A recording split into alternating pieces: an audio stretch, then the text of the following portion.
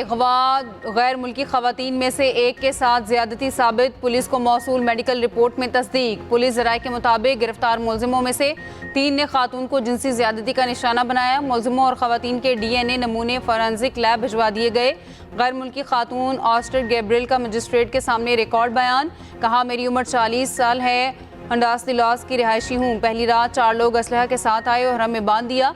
मेरे चेहरे पर मुतादिद बार घूंसे मारे गए। रज़ादार ने मुझसे कंप्यूटर और पैसों से मुतालिक पूछा। मैंने बताया दोनों चीज़ें सब बैग में पड़ी हुई हैं। कहा, तुमने हमें पैसे ना दिए तो जिंदा नहीं जाओगी।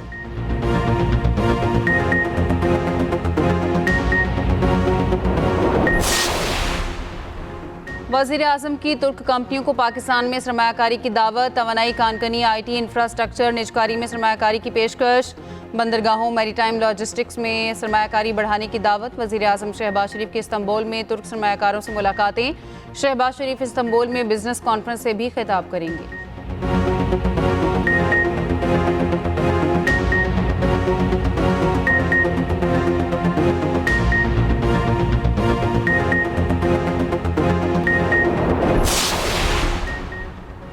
ईरान के साबिक रहबर आला का सफ़र आखिरत। आज से अवामी अलविदा की तकरीब का आगाज़। शहीद की मैयत तेहरान के इमाम खुमैनी ग्रैंड मुसल्ला में रखी गई है। 3 रोज़ तक अवामी दीदार के बाद शहीद रहबर आला की नमाज जनाजा का मरकज़ी इज्तिमा होगा। 6 जुलाई को तेहरान में जनाजे का जुलूस शुरू होगा। 7 जुलाई को जुलूस जनाजा तेहरान से कुम जाएगा। तदफीन से पहले 8 जुलाई को मैयत को इराक के शहर नजफ और करबला भी ले जाया जाएगा। 9 जुलाई को आयतुल्लाह को उनके आबाई शहर मशहद में सुपुर्द खाक किया जाएगा। तेहरान में शहीद आयतुल्लाह खामनाई का ताज़ियती इज्तिमा। दुनिया भर से वफूद किया शहीद खामनाई को खराज अकीदत।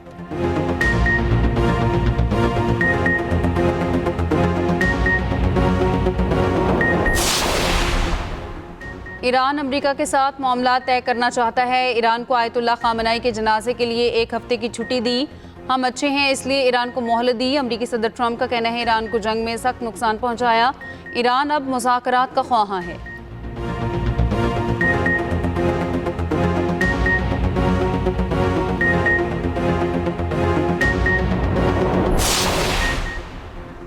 दुनिया में पाकिस्तान अमन के अलंबरदार के तौर पर जाना जा रहा है। पाकिस्तान अब हर महाज पर कामयाबी के झंडे गाड़ रहा है। वज़ीर दिफा ख्वाजा आसिफ का सियालकोट में तकरीब से खिताब। कहा, मार्का हक में कामयाबी की दुनिया मोतरफ है। पाकिस्तान ने अपने से कई गुना बड़े दुश्मन को शिकस्त दी। 70 साल की तारीख में मार्का हक जैसी कामयाबी कभी नहीं मिली। गुज़श्ता चंद माह में वो कामयाबियाँ समेटी जिनकी मिसाल नहीं मिलती।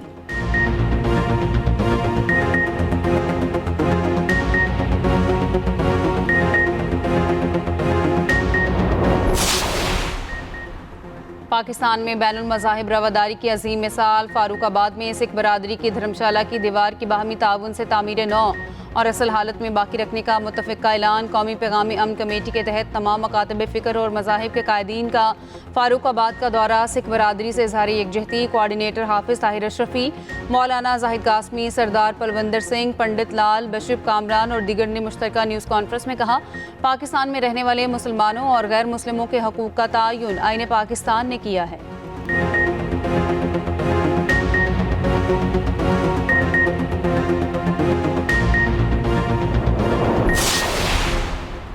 कराची को विफाक के हवाले करें या इंतजामी यूनिट बनाए जाएं। रहनुमा MQM फारूक सत्तार का मुतालबा। न्यूज़ कॉन्फ्रेंस में कहा, एहतजाज और सड़कों पर आने का वक्त आ गया है। कराची में लूट खसूट का बाजार गर्म है।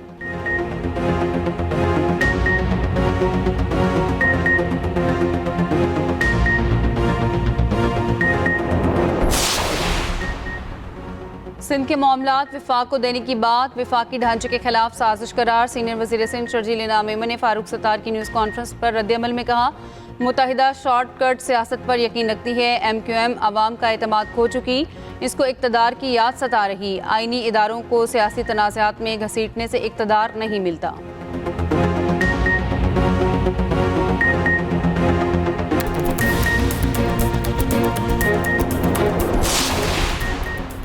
कराची में येलो लाइन मंसूबा करप्शन केस में अहम पेशरफ्त। साबिक प्रोजेक्ट डायरेक्टर मुलजिम ज़मीर अब्बासी को जेल भेज दिया गया। अदालत का मुलजिम की दरख्वास्त ज़मानत सरकारी वकील को फराहम करने का हुक्म। एंटी करप्शन कोर्ट सिंध ने केस की समाअत 11 जुलाई तक मुलतवी कर दी।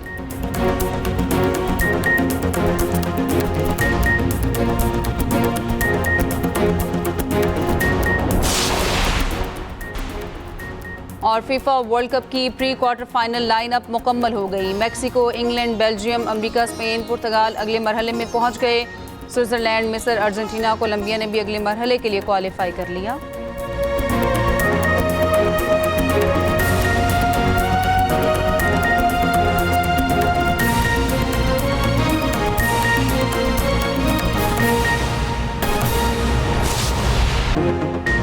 बरतानवी अखबार दी गार्डियन ने नरेंद्र मोदी के गैर मुल्की दौरों पर मिलने वाले एजाज़ात पर सवालात उठा दिए। रिपोर्ट के मुताबिक मोदी को सेशल्स में दिया गया guardian of the blue horizon award उनकी आमद से सिर्फ 3 रोज़ कबल बनाया गया।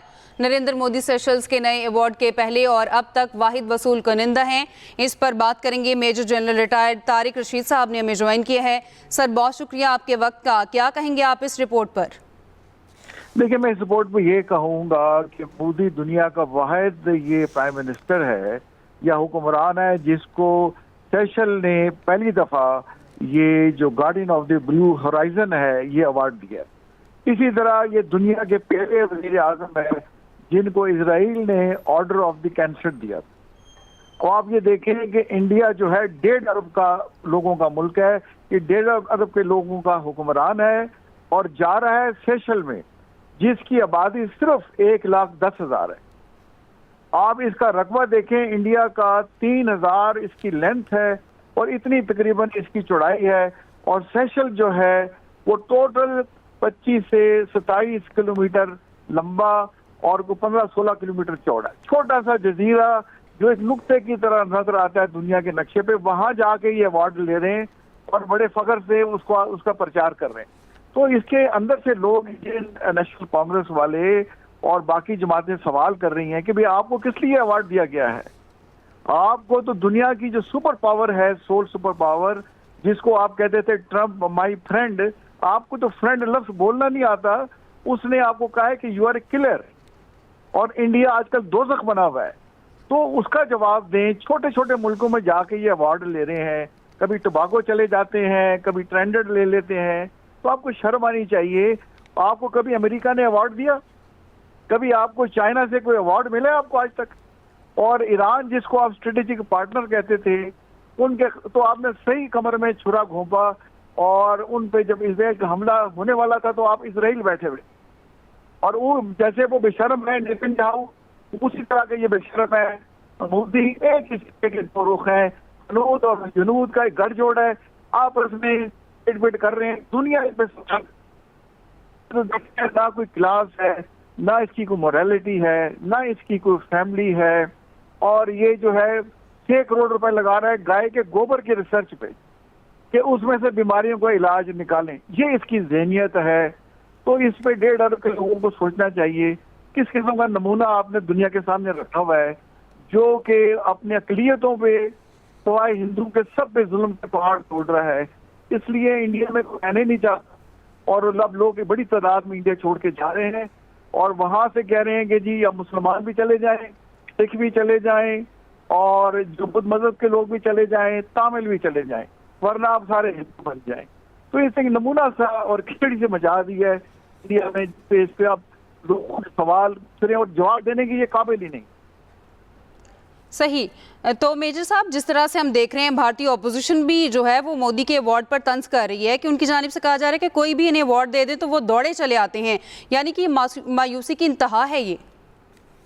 देखिए, दौड़े चले जाते हैं और इनको शर्म नहीं आती कि 1.5 अरब के लोगों को ये रिप्रेजेंट करते हैं और इतना बड़ा मुल्क है दुनिया का।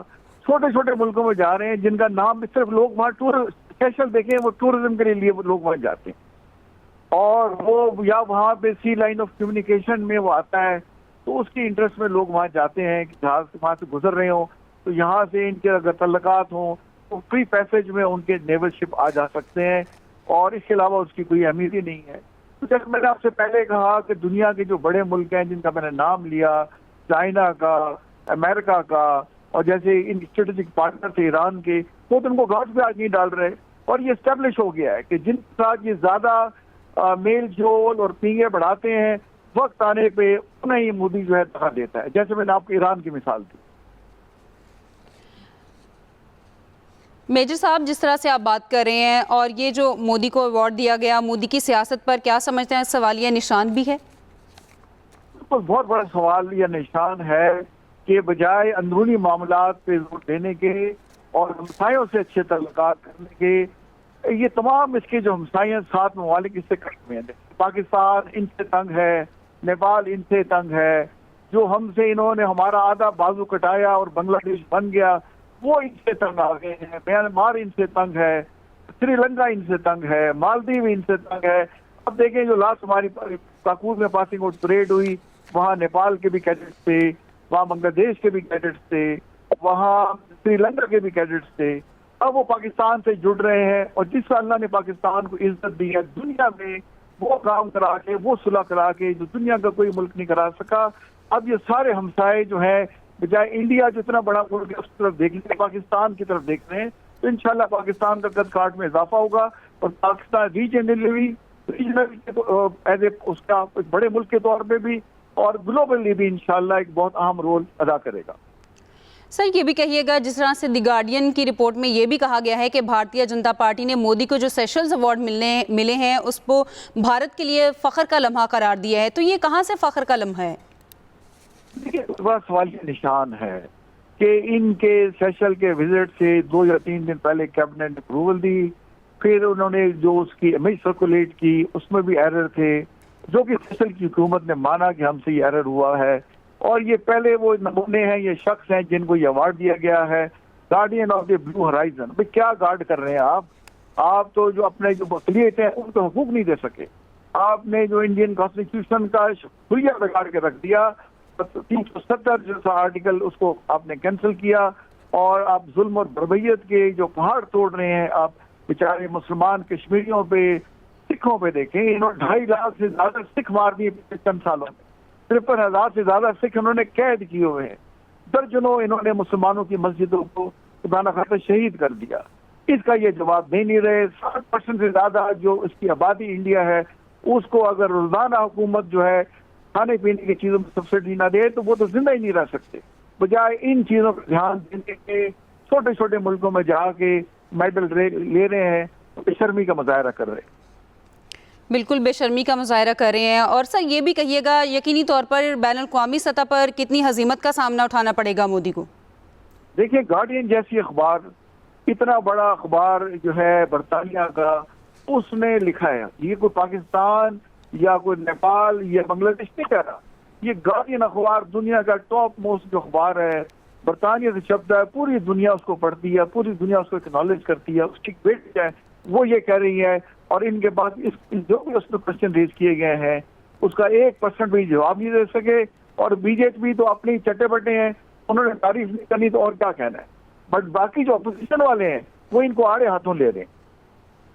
सही, आड़े हाथों भी लिया जा रहा है। मेजर साहब जिस तरह से आप बात भी कर रहे हैं, एक बहुत बड़ा सवालिया निशान भी है, तो भारत की जो सिफारती ताल्लुकात पर जो असरात हैं वो किस तरह से मुरतब होंगे इस रिपोर्ट के बाद?